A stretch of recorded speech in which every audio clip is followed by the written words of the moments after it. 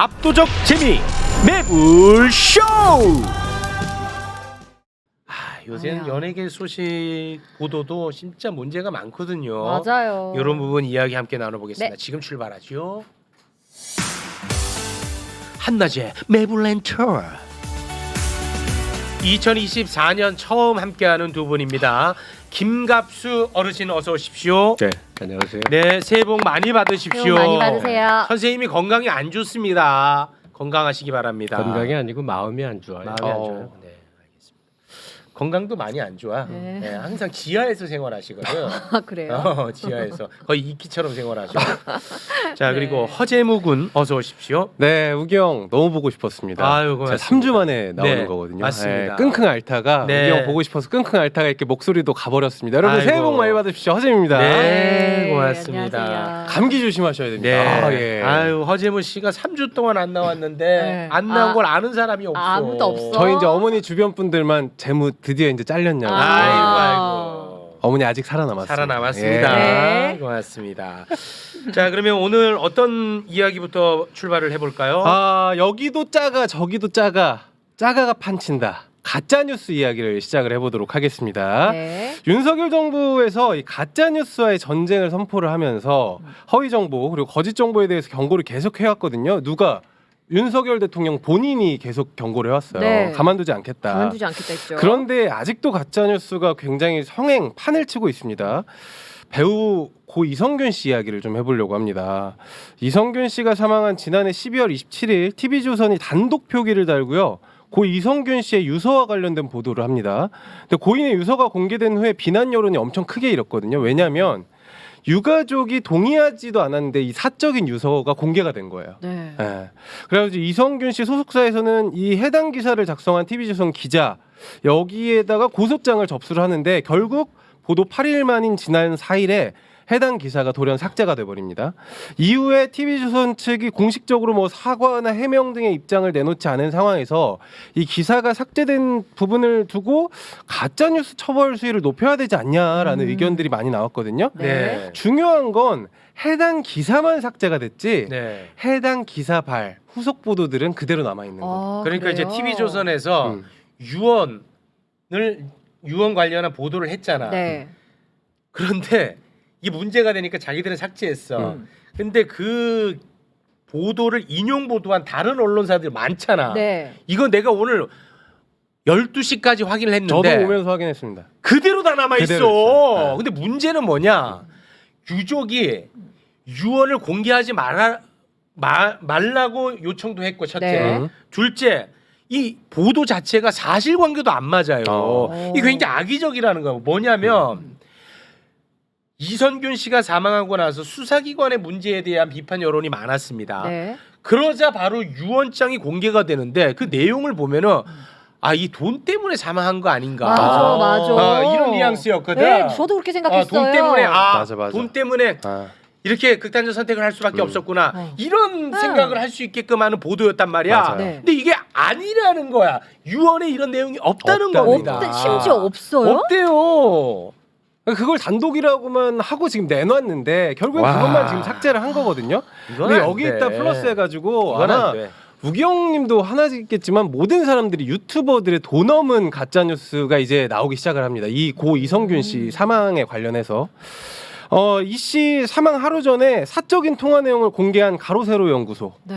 그 보도를 많이 그 야, 뉴스를 거기까지 많이 갈 보셨을 것도 텐데. 없어. 야, KBS 했잖아. 네, KBS도 했고 정말 많더라고요. 일단은 이 가로세로 연구소가 죄값을 치러야지 이런 식으로 회피하는 건 바람직하지 않다. 사망 이후에도 이런 발언을 하면서 굉장히 씁쓸하게 만들었습니다. 정치권도 가짜뉴스로 곤혹을 치르고 있습니다. 대낮에 그것도 제1야당 대표가 흉기에 피습을 당했는데 온라인에서 바로 기사 뜨자마자 저도 속보 들어가서 봤는데 네. 자작극이네 쇼네부터 시작을 해가지고 네. 나무 막대기네 종이칼이네 네. 음모론과 배우설 뭐 가짜 뉴스가 극성을 부렸고 여기다가 뭐 오늘 1부에서 2부 계속 얘기를 했지만 민주당원이네 국힘당원이네 이걸 밝힐 수가 없네부터 시작을 해가지고 결국에는 무슨 서울대병원 이송 찬반을 두고 의사들끼리도 지금 반박을 하고 있습니다. 네. 그 이성균 씨의 사생활 관련한 네. 녹취를 보도한 KBS에 대한 비판은 제가 좀 많이 하지 않았습니까? 네. 근데 여기에 대해서 KBS 측이 입장을 낸 게 있어. 뭐라고 했어요? 박희봉 KBS 보도본부 사회부 팀장인데 언론이 실체를 규명할 필요가 있다고 판단했다는 거야. 실체 규명하고 아무 관련 없는 녹취잖아. 왜 아직까지도 이런 입장을 유지합니까? 사과해야지. 아, 난 이거 해명 보고 더 화가 나더라고. 그러니까 지금 연예계나 정치권뿐만 아니라 이런 가짜 뉴스가 과연 끊일 수 있을지 아니면 우리 시대에서의 가짜 뉴스를 어떻게 평가를 할지 오늘 갑수쌤한테 한번 물어보도록 하겠습니다. 네. 개인 감정 같은 거를 드러내는 자리는 분명히 아닌데 그 이선균 씨 그날 이후로 정말 고통스럽고 미안하고 가슴 아프고 이루 말할 수 없는 기분이에요. 네. 그 양반 보도 처음 나왔던 초기에 경찰 발표가 뭐라고 그것만 믿고 또 나 같은 사람이 뭐라고 이 시간에 호통을 치면서 그를 가해하는데 일조를 했던 거예요. 어떤 되먹지 못한 권력자가 뭐 운동권 퇴출 어쩌고 저쩌고 뭔 소리를 하는데 우리 같은 또래의 사람들은 대학 들어가면 자연히 그 분위기를 익히는데 그때 모두가 가슴속에 새겼던 한마디 말이 있어요. 이 세상 어딘가에 삶의 고통으로 인해 흐느껴 오는 사람이 있다면 그것은 내 탓이다.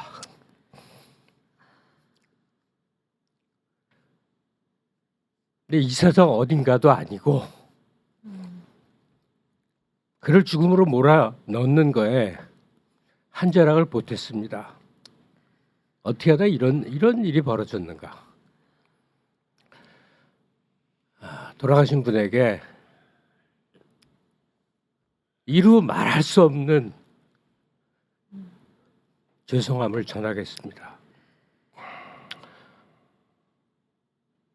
그리고 지금 허재무 씨는 가짜 뉴스 얘기를 좀 하는데 예컨대 이재명 대표가 원래 돌아가실 뻔한 일인데 그거 갖고 장난치는 사람들, 내가 모르는 사람들은 언급하지 않고 이봉규를 얘기를 하겠어요. 말 되지도 않는 얘기를 막 해. 심지어 어제 그제는 내가 거기 들어가서 내용을 보기까지 했어요. 여기에 대해서 내 의견을 밝히겠습니다. 왜냐? 개인적으로 꽤 자주 만나던 잘 아는 사이였거든. 지금은 절연을 했지만 본인이 말도 안 되는 소리 하고 있다는 걸 모를까? 압니다. 본인이 유일한 것은 소비자들의 욕구를 충족시키는 게 이봉규 유형의 채널들의 목적성이에요. 그 채널에 열광하고 스포츠 쏘고 조회수를 높이는 사람들은 저게 영상을 보고도 나무젓가락이네 종이네 피를 손으로 묻혔네 이게 말이 안 된다는 거를 모를까? 압니다. 그럼 왜 이런 일이 벌어질까? 그들이 원하는 건 단 한 가지예요. 자극이에요. 자극. 우린 자꾸 정치적 의견, 정치적 어떤 방향성 때문에 그렇다고 생각하기 쉬워요. 그건 맞아요. 일부 있는데 다시 말해서 이 대표 피습으로 인해서 내가 지지하는 국힘당 총선에 해가 미치지 않을까 싶어서 별거 아닌 뉴스로 만들고 싶어하고 이런 정치적 목적도 있는 건 알아요. 근데 그건 표면이고 저 깊은 심리에 저들을 저렇게 미쳐 돌아가게 만든 것은 끝없이 강화되는 자극과 자극이에요. 이 자극을 다른 말로 하면 포르노라 그러는 겁니다. 정치 포르노가 지금 횡행하게 된 거예요.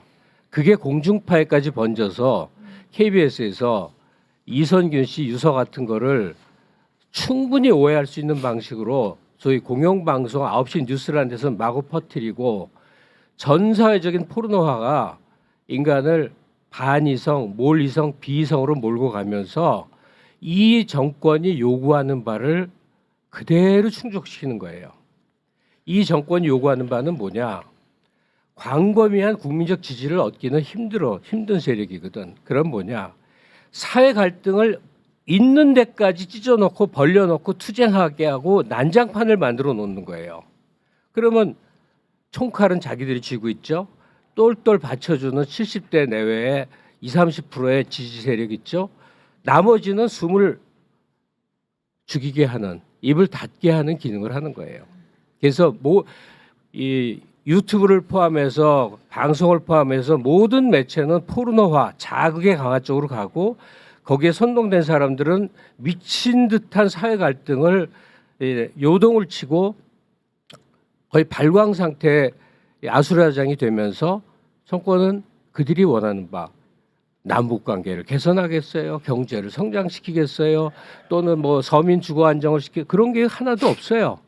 그저 자기들의 권력으로 이권을 따먹는 것을 임기 중에 해먹으면 되고 그 이권을 계속 따먹을 장치를 만들어 놓으면 되고 이 일이 전 사회적으로 벌어지고 있는 중에 이선균 씨도 돌아가고 이재명 대표도 피습되고 뭐 이런 일입니다. 네.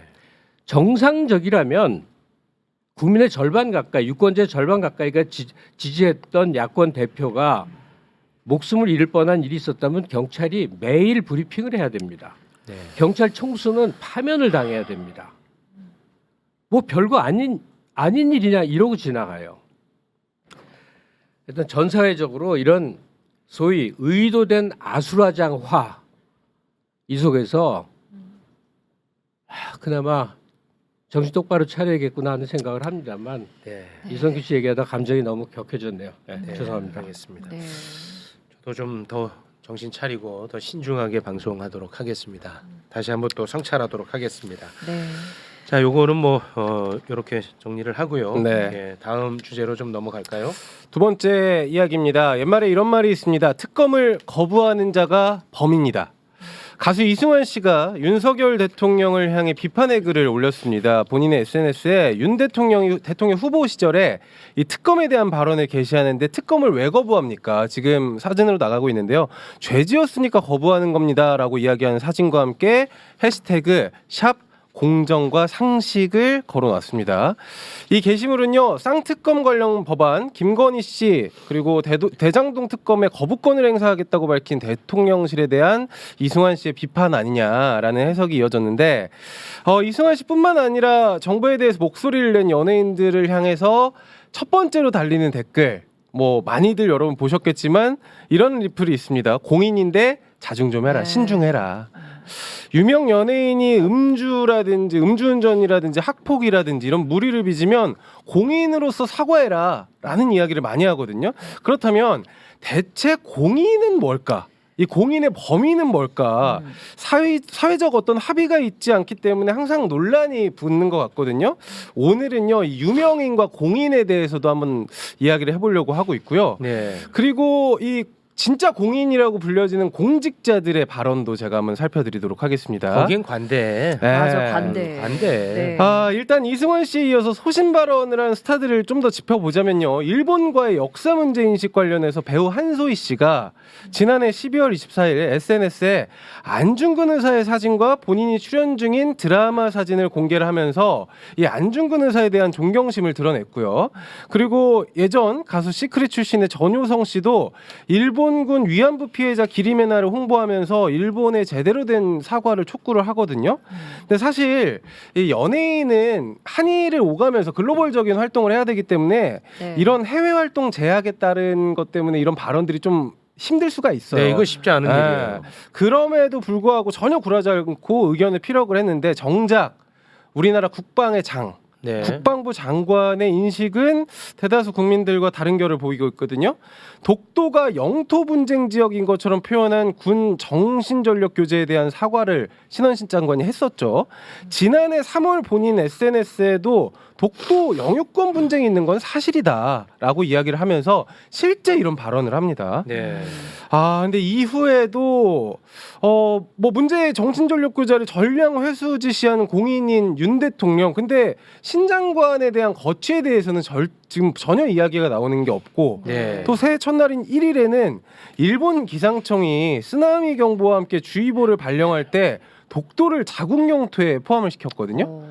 근데 여기에 대해서도 지금 정부 차원의 항의가 없는 걸 보면서 연예인은 이렇게 신중해야 되고. 그건 아마 항의 한 걸로 제가 아, 알고 네네네. 있는데. 그러면은 네, 그 전까지만 외교부 제가, 차원에서 아마 네. 한 걸로 네. 제가 알겠습니다. 자, 연예인 공인이냐 아니냐 뭐 이 문제로 시작한 쭉 일련의 과정을 설명해 줬는데요.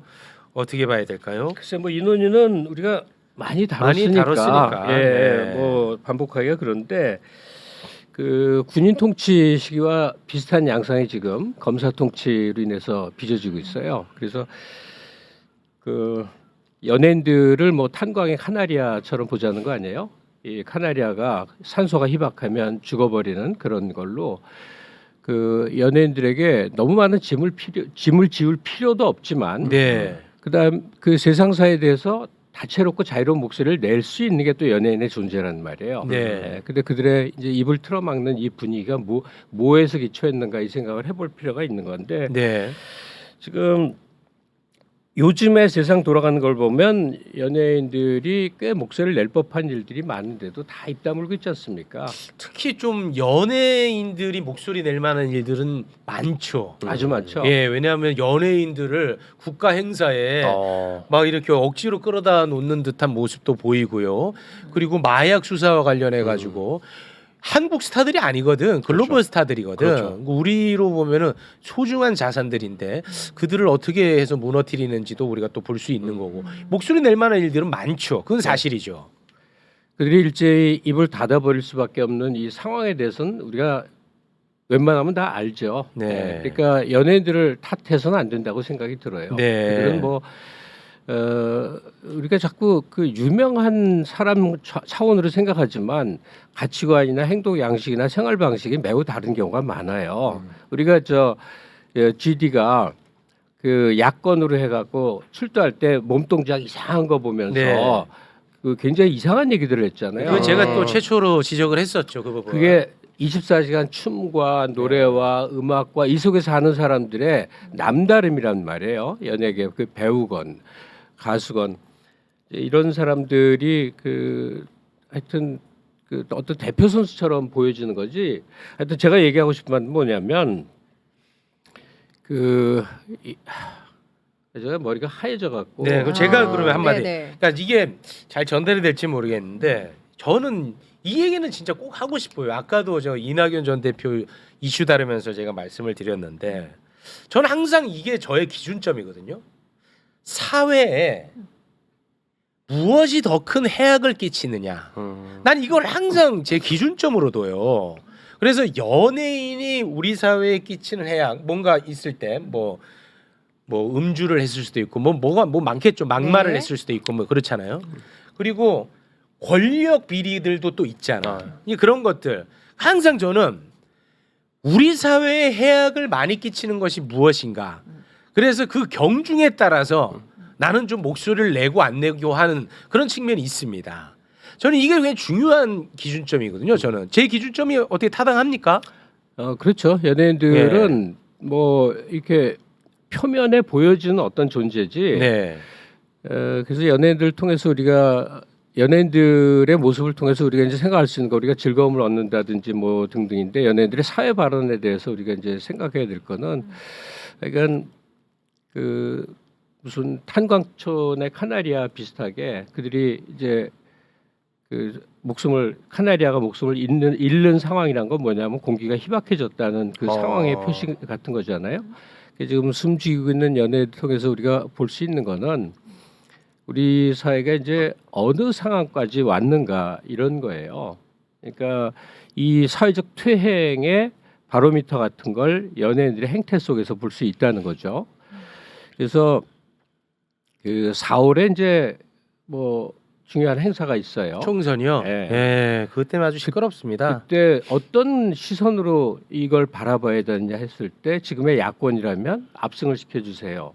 또는 지금 정권 책임자들을 어떻게 뭐 할 수 있게 해주세요라고 생각하는데 사실 그 단계는 지난 것 같아요. 그러니까 연예인 얘기하면서 왜 그 얘기를 하냐면 이제는 그 현 정권의 그 대표적인 사람들 통치자들을 반대하거나 비판하는 단계는 지나버린 게 아닌가. 아, 그럼 어떤 단계죠 지금은? 처벌해야 되는 단계가 아, 처벌의 아닌가. 단계가 왔다. 예. 비판의 단계는 이미 그건 게임 끝났다. 이제는 처벌의 단계로 들어서야 된다. 예. 어. 그러니까 대통령 하고 있는 윤석열 씨, 그 부인 그리고 유력한 몇몇은 앞으로의 남은 과정이 뭐냐면 네, 그게 선거를 통하든 선거 이후에 더 다른 과정을 통하든 네. 이들을 처벌해야 된다는 그런 분위기가 숨죽인 연예인들을 통해서 느껴질 수가 있다라는 얘기를 하고 싶어요. 우리 사회는 굉장히 활력 있게 몇십 년 동안 성장해오는 과정이 있었어요. 네. 그러다가 검사 집단을 중심으로 해서 신흥 독재 체제가 이제 만들어졌어요. 그건 굉장히 교활하고 잔인하고 악랄한 방법으로 지금 자행되고 있는데 이것도 또 한 번에 극복돼야 될 단계 같은데 연예인 얘기를 하면서 느껴지는 거는 그동안 우리 역사가 흘러왔던 그 이 극복의 과정들 이런 걸 생각을 해요. 그래서 지금 그 숨죽이고 있는 연예인들 그리고 여러 가지 사회적 곤경에 처해 있는 정치적 인물들 이런 걸 보면서 현 집권 세력 특히나 이 검사들은 검찰의 집권 그러니까 검찰을 통해서 집권하는 이 사람들은 분명하게 조기에 처벌시켜야 될 대상이라는 게 네. 명징이 보인다. 알겠습니다. 이렇게 생각합니다. 네. 아니 근데 너는 새벽 때부터 왜 이렇게 무거운 이슈만 갖고 왔냐? 저요. 어. 그러니까 좀 가벼운 이슈를 다음 주는 좀 제가 준비를 해보도록 하겠습니다. 제가 무겁게 얘기를 하는 것뿐인데 네, 알겠습니다. 미안합니다. 마음이 좀 그래서 네. 그럼 뭐 말 나온 김에 그 KBS 이슈가 또 하나 있는데. 네, 맞습니다. 이거 짧게만 한번 짧게 해볼까요? 하나 네. 하고 가도록 하겠습니다. 그러니까 나는 근데 KBS 이슈 다룰 때 나름대로 정말 나는 사감을 배제하고 하거든. 객관적으로 하려고 그러니까 노력하죠. 사람들이 나를 네. 아유 저거 또 KBS 잘리니까 저런 이럴까봐 내 KBS 이슈에 자꾸 내 위축돼요. 형이 가만히 계시면 저희가 한번 아, 알아서 그래? 해보겠습니다. 아. 네. 잘 좀 해봐 그럼. 자 오늘부터 전두환 씨 말고 전두환 대통령이라고 부르세요. 자 마지막 소식 가져왔습니다. 평일 오후 2시 방송되는 KBS 뉴스 2에서는요 지난 4일 전두환 씨 일가 마지막 추징금 소식을 전하면서 고 전두환 씨라고 표현을 합니다. 네. 근데 같은 날 저녁 메인 뉴스 9시 뉴스에서는 고 전두환 전 대통령 일가의 땅이라고 표현을 해요. 같은 내용의 뉴스를 보도하는데 호칭이 달라졌습니다. 네. 이 사이에 뭔 일이 있었는가 저희가 봤는데 4일 오후 4시 41분에 정확합니다. KBS 보도국 뉴스 책임자가 내부 정보 시스템에 전 대통령은 존칭이 아닌 대한민국 11대 12대 대통령을 지냈던 사람에 대한 지칭일 뿐이다. 김일성을 주석이라고 부르고 김정일을 국방위원장으로 부르는데 전두환만 씨로 사용하는 거 이건 이치에 맞지 않는다라고 표현을 하면서 불만 있으면 내 자리로 와서 이야기해라 네. 라고 보도 지침을 내린 겁니다. 그러니까 이게 그렇게 시급한 문제였어? 아, 이게 만약에 이게 정상화야? 최영님 어. 이게 더 라이브를 하고 있어 진행을 하고 하고 있어. 있어. 진짜. 근데 만약 이런 실제로 지침이 내려와. 아니 근데 실제로 이런 이슈는 있었어요. 아, 제가 할 그래요? 때도 꼭 그러니까 전두환 관련은 아니고 네. 어떤 사건이 있었을 때 그 호칭에 대한 부분은 호칭이라든지 제가 그 변희재 씨랑도 이걸로 이견이 있었는데 공영방송은 그런 어떤 호칭이라든지 어떤 성격 규정을 어느 정도는 정리할 필요가 있다고 보는 입장이에요. 저는. 호칭 정리는 네, 필요하다. 이제 그거는 저는 그렇게 있어야죠. 생각하거든요. 근데 어떤 한 사건이 있었을 때 호칭을 어떻게 할 거냐는 한 이슈가 됐던 어떤 사건이 있었어. 내가 뭐 말하긴 그런데 네. 그거를 이제 나보고 이제 지침이 내려서 이렇게 사용해 달라. 그래서 내가 얘기했지. 나는 그렇게 못한다. 그럼 나는 지금 그만두겠다. 기백. 그렇게 해서 자체적으로 그러면 최욱 씨는 알아서 하고 나랑 같이 하는 KBS 아나운서는 지침대로 하기로 하고 이제 방송에 들어갔던 얘가 있죠. 기백 있네. 기백 있지 내가. 내 있지 기백. 내 없는 사람 아니요. 네. 당장의 호칭 문제는 뭐 법으로 정해진 건 아니고 사회적 상규에 의한 건데 전두환 노태우 씨가 법정에서 받은 판결 때문에 네. 전직 대통령 예우가 박탈됐다 해서 씨로 호칭했다. 네. 그리고 세월이 많이 지나면 다시 그냥 전 대통령으로 이제 호칭할 수도 있는 거예요. 네. 지금이란 시점이 어떤 거냐 이 각도에서 이제 봐야 되는 거겠죠. 그러니까 지금 KBS가 과거에는 극히 소수의 노령층만 보던 방송인 걸 잘 모르실 거예요. KBS는 국책방송이라 해갖고 네. 정권 홍보 새마을 방송 비슷했었어요. 그러다가 홍두표 씨가 사장으로 오고 어느 시점부터 그 다음에는 박권상이라고 하는 김대중이 들어서고 이제 경쟁력을 갖춘 그리고 뭐 BBC라든지 NHK라든지 이런 세계적인 그 국가 기관 방송의 급으로 이제 성장을 해왔는데 지금 어떤 단계에 이르렀냐 하는 이제 판단을 해볼 필요는 있는 것 같아요. 근데 현 정부에서 임명한 사장과 그가 또 임명한 보도 책임자들이 지금 이렇게 몰고 가는 것은 네. 사실은 극히 소수의 노인층만 보던 옛날 KBS의 복권을 노리는 현상이라고 이제 여겨집니다. 네. 그러니까 이게 아직 전두환을 전 대통령이라고 못 부르지 않고 전두환 씨라고 하는 그 이유가 있는 거거든요. 네. 그가 했던 쿠데타에 대한 네. 국민적 용서가 이루어지지 않았다는 판단 하에서 이루어지는 한시적인 이제 평판인데 네. 오히려 쿠데타를 지원하고 옹호하고 그로부터 혜택을 받았던 사람들은 빨리빨리 그를 전 대통령으로 부르고 싶어하는 걸 거예요. 아휴. 이 마찰이 생겨나는 건데 이 마찰 속에서 어느 쪽에 서 있느냐가 KBS의 입장의 선택일 텐데 박권상 사장 이후에 지난 20여 년 동안은 C로 호칭할 수 있었던 건 뭐냐면 네. 우리 사회의 불행한 일로 전두환 쿠데타를 12.12 쿠데타를 삼았던 거예요. 네. 여기에 대해서 어떠한 국민적 합의도 이루어지지 않았는데 갑자기 전 대통령을 부른다는 것은 그냥 KBS 독단이고 네. 이 KBS 독단이 의미하는 바는 뭐냐? 옛날 5, 60년대 반공 드라마나 만들던 옛날 KBS의 복권을 꿈꾸는 거다. 네. 이들에게는 시청률이라든지 국민 관심 의미 없어. 상관없다. 어. 정권 홍보만 하면 된다. 아유. 이 사명에 충실한 행동이 지금 보여지는 거. 이 보여지는 바보들이야. 거죠. 이렇게 하면 정권 홍보 되냐고.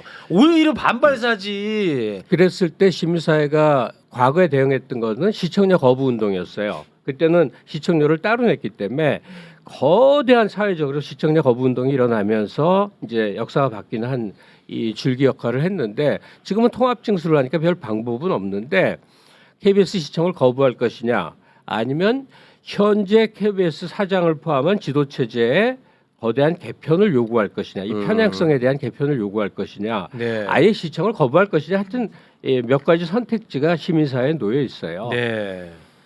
아니 근데 이거 뭐 KBS 정상화해야 된다고 그렇게 난리치고 나는 그래서 뭐 진짜 시급한 일이 있나 했는데 이런 거 하고 앉았다는 게 난 그게 화가 나는 거야. 맞아요. 이게 그렇게 이렇게 그 총각을 다툴 일이냐고. KBS도 그렇고 아이고. 연예인들 그 유명인들 발언에 대해서 이렇게 이야기가 나오는 것도 보면은 너무 옛날로 돌아가고 있다라는 생각 네. 그런 생각이 너무 많이 드는 것 같아요. 진짜. 네. 옛날이 좋았다 하는 사람들이 오히려 실제로 옛날이? 많은 거죠. 전두환 독재 체제 때 이 마음껏 자유를 누렸던 사람들이 있거든요. 그 기억을 갖고 있는 사람들은 지금 윤석열 씨라고 하는 그 연장선상의 인물에게서 군인에서 검사로만 바뀐 이 체제 내에서 누릴 수 있는 거 만들 수 있는 권한을 최대한 누려보려고 지금 하는 건데 네. 그 과정 중에서 우리가 하나하나 안타깝게 지켜보고 있네요. 네. 그리고 한번 이렇게 제대로 열린 사회가 되면 뒤로 못 간다는데 뒤로 가거나 붕괴된 사회 체험이 역사적으로 많습니다. 다른 나라의 사례들에서 네, 네, 네. 우리 사회도 그런 붕괴를 겪을 건지 극복할 건지는 지금 하루하루의 작은 투쟁들이 그 결실을 보여주고 있는 거라고 생각해요. 네, 알겠습니다. 자, 오늘은 여기에서 마무리 짓겠습니다. 네. 함께해 주신 두 분 고맙습니다. 새해 복 많이 받으시죠. 감사합니다.